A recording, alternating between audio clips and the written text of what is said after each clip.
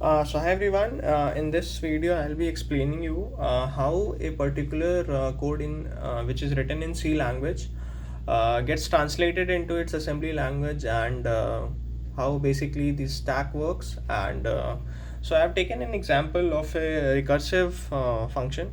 Basically the factorial is calling itself.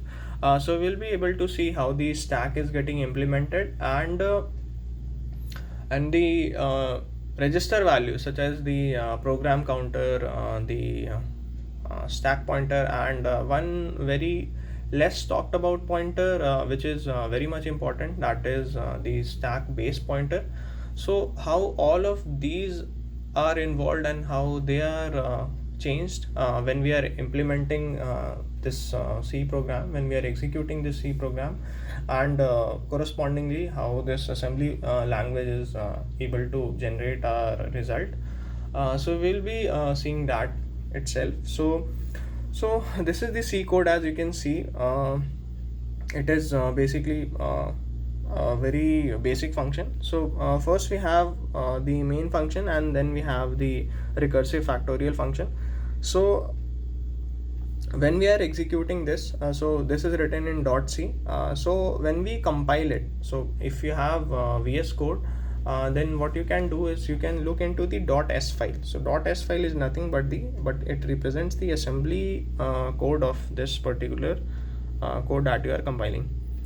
So here I have written the assembly. Basically I have copied the assembly code from the .s file. So this is the assembly code of the main function, and this is the assembly code of the factorial function. So as uh, you can see a lot of notations such as the EX, EBP, ESP, and these are the the operations that are happening. Similar you can see here as well, EX and ESP, EBP. So what is EBP and ESP? So let me just explain that. So this is the way of writing for Intel processors. For ARM based processor, I guess it is written as RBP and RSP instead of ESP and EBP. So it is just Intel's way of representing the base pointer. EBP is just your base pointer and ESP is your stack pointer. So what is a base pointer and what is a stack pointer? So let me take this figure. Yeah, so this is how a stack is represented. So a stack is represented by nothing but by its floor and ceiling. So what do I mean by that? So this is the floor of the stack, and this is the ceiling of the stack. So the floor of the stack is represented by the base pointer, which is the stack base pointer, which is represented as EBP, and the ceiling of the stack pointer is represented by the stack pointer.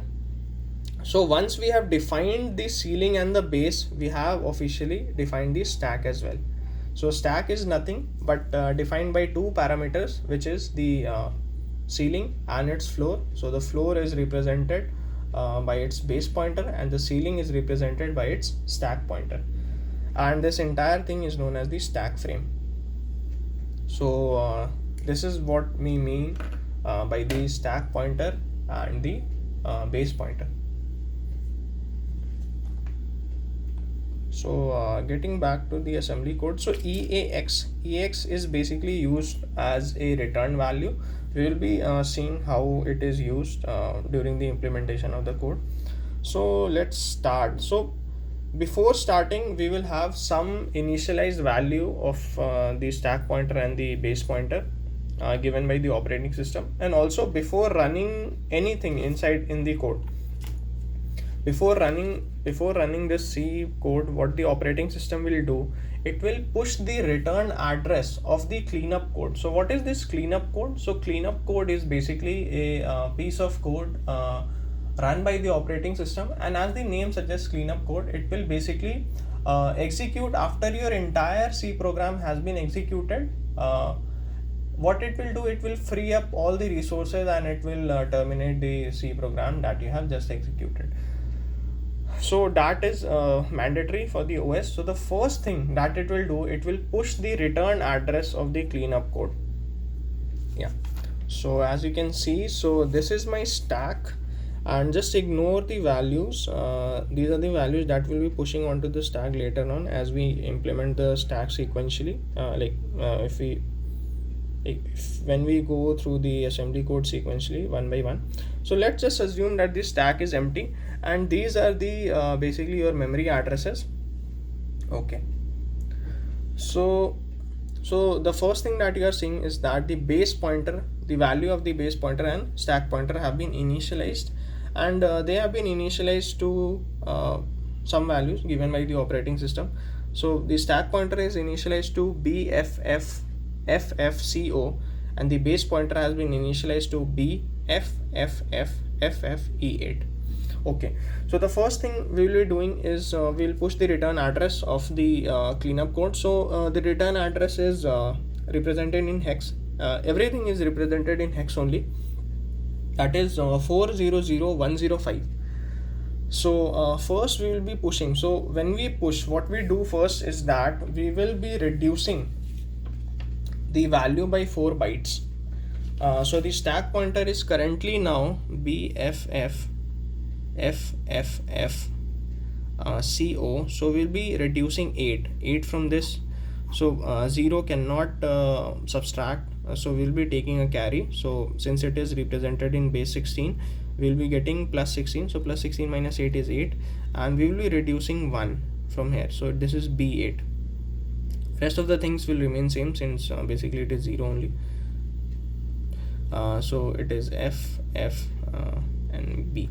So this will be the address that we will be pushing our return address to. So 16 minus 8 is 8, right? Sorry, we'll be subtracting 4. So this will be 16 minus 4. So this will be BC. So every time, since it is of 32-bit, that is 4 bytes basically. So we'll be reducing 4 bytes, not 8. So this is BFFFFFBC. So the new stack pointer will be this only. So this new stack pointer will now be this, and we will be pushing the return address onto the top of the stack. So we have now pushed the return address of the cleanup code to the top of the stack. So this is the first operation that we have done. Okay. So now we are ready to run the assembly code. So the first thing that we are doing is basically running our function prolog. So basically we will be seeing two things. First is before running any function, we'll be doing the function prolog, and after a particular function has been executed, fully executed, then we will be running its epilogue. So function prolog and epilogue are two different things. The prolog basically sets up the stack frame, and epilogue frees up everything. Basically whatever memory had been assigned to that particular stack frame, that is eliminated. So the function prolog will be setting up the stack frame, and the function epilogue will be eliminating the stack frame. So that are the two activities that will happen before and after running a particular function. So what happens in the prolog? So as you can see, we push the base pointer on top of the stack, then we move the value of the stack pointer onto the base pointer, and then we basically shift the stack pointer with some values. So actually this is alignment. We need to align our stack pointer based upon what type of architecture you are using. So this is not very much important as in implementation purpose, for understanding purpose, but it is important in terms of implementation. So you need to do that, and then you are freeing some space. So basically what you are doing, you are moving your stack pointer. So so depending upon the function, if it requires some basically every function will require some room for storing its local variables and a return variable. So what it will do, it will free up. So let's say the stack pointer is here and the base pointer is here. Since the stack grows in downwards fashion, so the base pointer will be here and the stack pointer will be here. So if you require to store some variables, then what you will do, you will shift the stack pointer with some offset value. So that is what you are doing here. So basically you are freeing up some space to house your variables and your return variables for that particular function. So that is what you are doing here. So whenever a function is run, you run the function prolog. So if you can understand the reasoning behind it, what we are doing, let's say so let's say we are here in terms of the stack, and this particular so this is the stack frame of of the first function. And now we are running the second function. So we are here in terms of stack, and now we are running the second function. So we have, as you can see, we have only one base pointer and only one stack pointer. So these are special registers. So for the in order to have the stack frame for this new function, so let's say this black pen is the base pointer for your new function, and this is the stack pointer for your new function. So basically this will represent, so this will represent your second function, and this is your first function. So what you need to do, so in order to define this stack for this function number 2, you need to define the base pointer and you need to define the stack pointer. So as you can see, this base pointer eventually is the stack pointer of the first function. So why not move them and store it inside one? And before you do anything to the base pointer, why not save it? So that is what we are doing. As you can see in the function prolog, what we are doing here is that we are saving the base pointer. We are saving the base pointer value of this particular function. So let's say this base pointer was at let's say 1000. So let's say the base pointer was at 1000 and the stack pointer was at let's say 1004. So let's say this was at 1004. So if we are calling a function number 2, then the base pointer of this new function will become 1004, and the stack pointer will now be free to move as much amount of space is required by the function 2. We'll be able to give it by basically freeing up this stack pointer and by adding any amount of offset that is required. So what we are doing here, since as we know, these are special registers, and once value is changed, we cannot go back to the previous value. So we need to preserve the identity of this function 1 as well. So we need to preserve the base pointer. So the first thing, before mutilating, before changing the value of the base pointer, first what we need to do is that we have to save the value of this base pointer.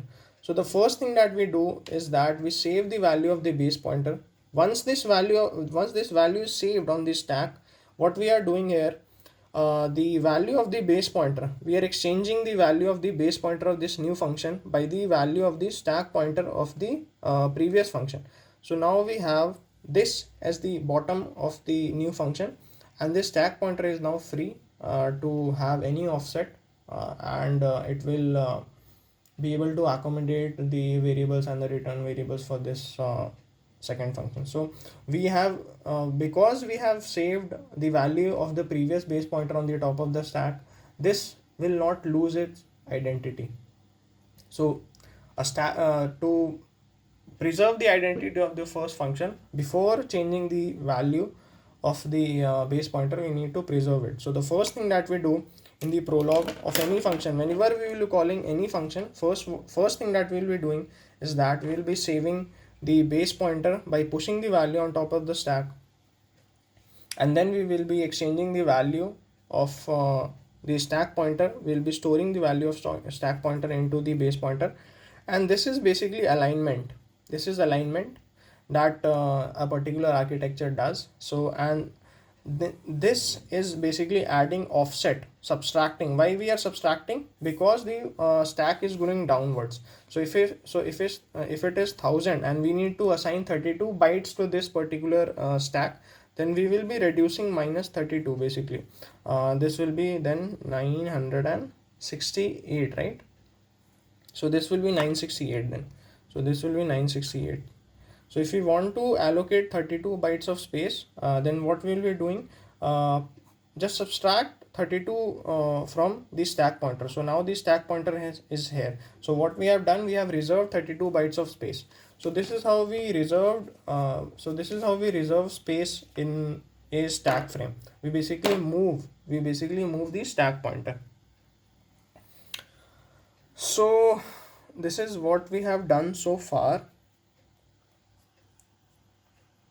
What we have done is we have set up the stack, we have returned the address of the cleanup code, and we have completed our function prolog. So let's just implement the function prolog onto on our stack as well. So we push the base pointer on top of the stack. So this was my base pointer, that is BFFFFE8 on the top of the stack. So the top of the stack is right now BC. So first we will be reducing 4 bytes from it.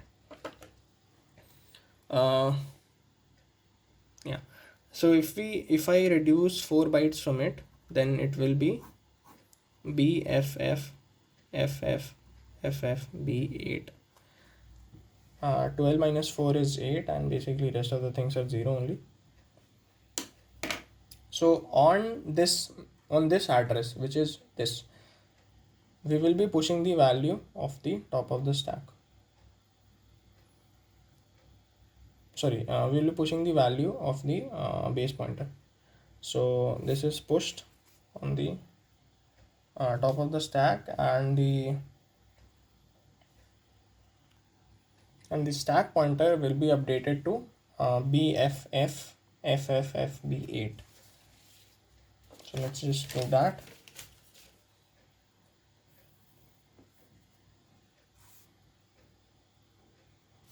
So the stack pointer has been updated as well.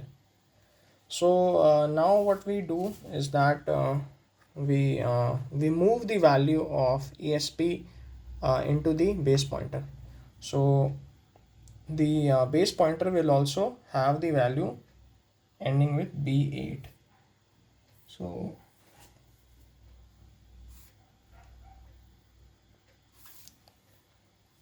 we have executed this. And now this is and basically an alignment which the architecture does. So what this is, it is AND L minus 16 with the current stack pointer. So minus 16 written in 2's complement. In 2's complement will basically be, what is plus 16? Plus 16 is 16, 8, 4, 2, 1. And since it is plus, we have to mention the plus, we have to mention the 0. And for minus 16, basically it will be equal to 1, 1. So it is basically, this value is just padding only. So it is 1, 0, 0, 0, 0. It represents minus 16 in 2's complement. So what it is saying to perform AND operation with the current ESP value. So the ESP value is BFFFFB8, and this is, if written in hex, this is 0, and you can pad them in any number of ones. So this is FFFFFF. If you do AND operation, then here you will be getting 0, here you will be getting B, F, and rest of the will be getting B as well. So this is the and this will be stored in the SP as well. So after alignment, this will be the value of the stack pointer. So let's just store that inside. So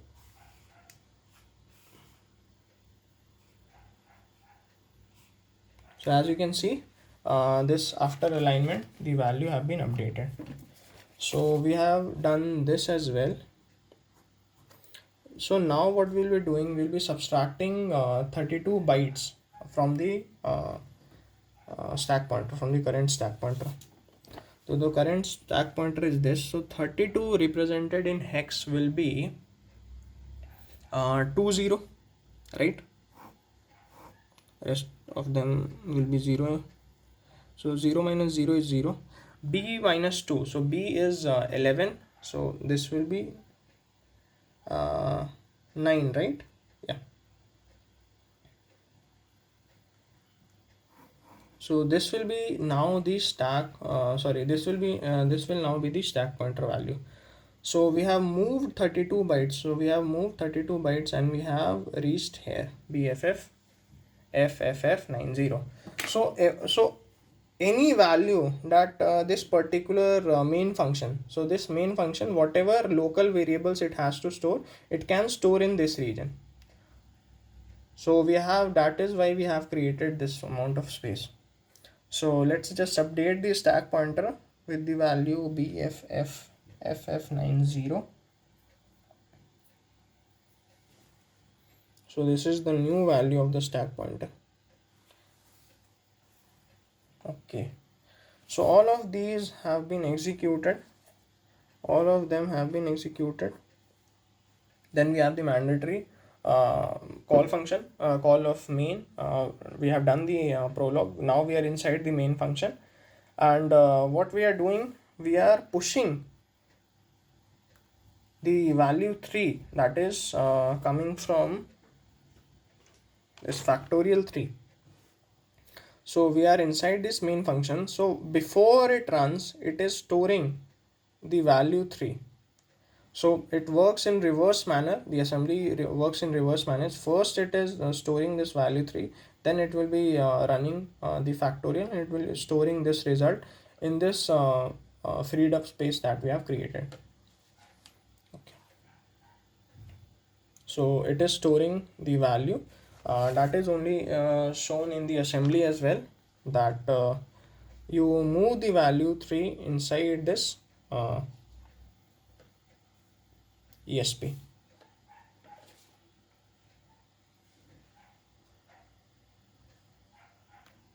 So the ESP, as you can see, it is written here, and this is the memory address. So what we are doing, we are storing 3 here.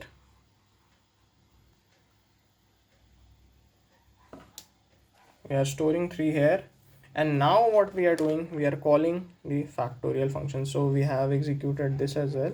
Now we are calling the factorial function.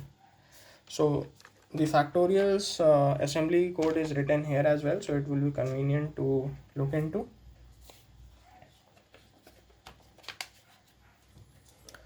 Yeah, so as you can see, it is a new function, so we will be doing its prologue as well. So this is the function prologue of the factorial function. So what it is doing, it is first of all, what it will do, it will push the return address. It will before even running the function prologue, what we did here, we push the return address of the cleanup code. Again, when we are switching from one function to another, first thing that we will be doing is that we will push the return address of the previous function. So the return address is basically if we are calling here, if we are calling this, then we need to know that where we need to return to. So this is the return address. So let's say this return address is 0x019. So this is the return address. So after we have executed this call factorial, we want ourselves to be back at this, because we have executed this. Now we want to execute this. So this will be stored in the stack as well. So before actually going into the factorial function, what we'll be doing, we'll be first storing the return address of this main function. So the return address is nothing but the next instruction that you will be executing after you are done the factorial function. So this is the return address. So 0x019. So basically this is the instruction number of this move function. So where we would want to return after we are done executing the main function. So we have pushed the return, and once we before pushing, what we have to do, we will be first reducing the value of the stack pointer, and then we will be storing there. So BFF FF90 minus 4. So this will be we will have to get a carry. So 16 minus 4 is 12, so that is C, and this is 8, and rest of the things will remain as it is. So on this memory location, that is B followed by 5F and then 8C, on this memory location we will be basically pushing the return address of the main function. Done. So now the stack pointer obviously has been updated, so let's update here as well. That is 8C.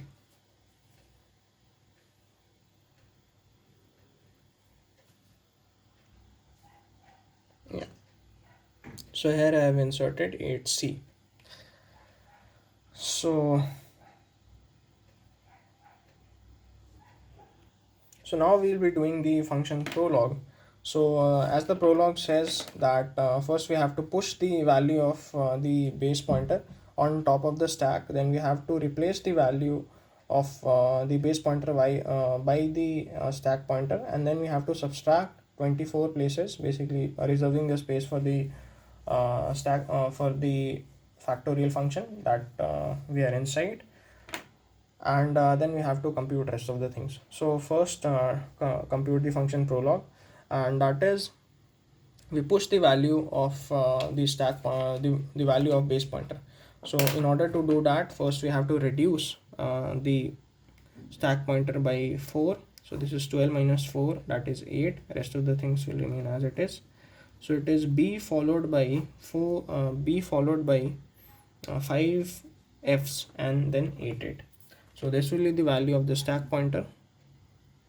So this is updated, and after that we will be pushing the value this value B followed by 5 number of F's and then B8. So this we have pushed successfully. Then what we will be doing, we will be basically moving the value ESP into the EBP. So this value will be copied into inside the EBP. So both of them will be equal at this point. So let's do that. So as you can see, both of them are equal. Then moving to the third instruction, which is basically reserving space for this factorial 3 function. So the current value is 88, and we have to reduce 24. So 24 will be written in hex as 8 and 1, right? So this will be 0 7 followed by 5 F's and then B. So here we have here we can see that we have skipped 24 bytes, and we have arrived here. So all of these three statements are have been executed, and now this statement, that is compare, this is compare 0 with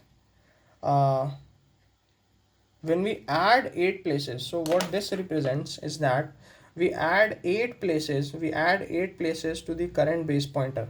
So if we add 8 places to the current base pointer, which is nothing but BFF FFF 88, if we add 8, so this will be 8 8 16, so it will be represented at 0, and then one carry will go here.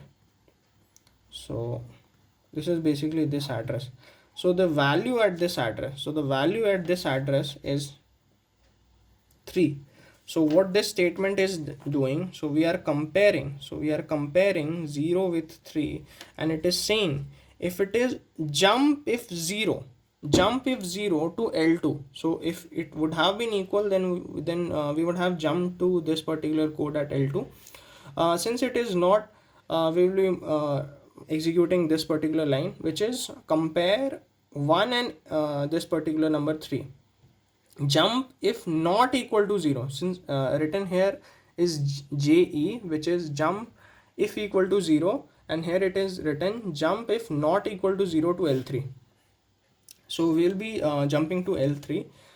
So here it is saying move L 8 basically just add 8 places to EBP, that is the value 3 itself, to EAX. EAX is basically your return address, is your register responsible for returning the value from the function. So EAX is holding the value 3. Okay, and it is saying that subtract 1 from EAX, so it is now 2. It is now saying move the value of EAX into the current stack pointer. So the current stack pointer is at 88, right? Yeah. No, it was updated, right? It was at 70. Uh, since we moved the stack pointer here only, this 24 offset when we added, so it would be 70. So let's just update that.